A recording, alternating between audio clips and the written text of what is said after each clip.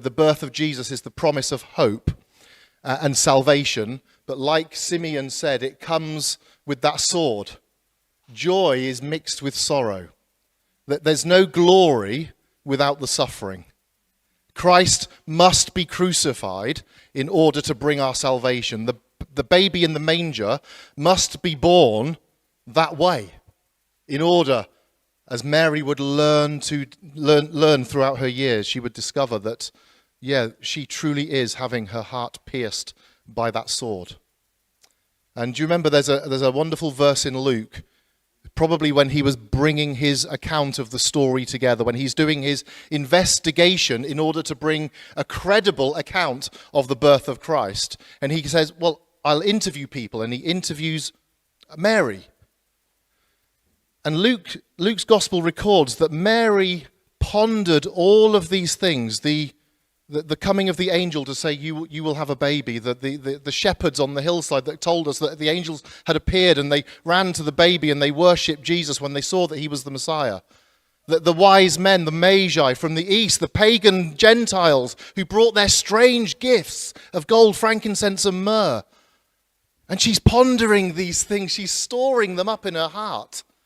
The same heart that is going to be when she sees her son, who by now she has seen walk on water, raise the dead, heal the sick, gather the most unlikely motley crew called disciples, taught in parables, confounded the religious leaders and the ruling leaders.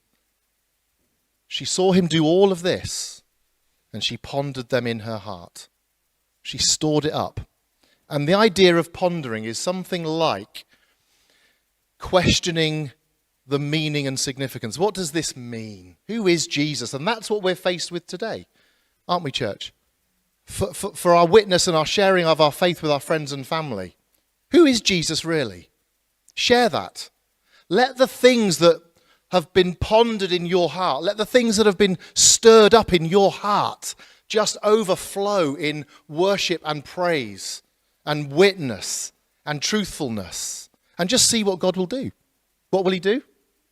He'll raise the dead before you. He will heal the sick.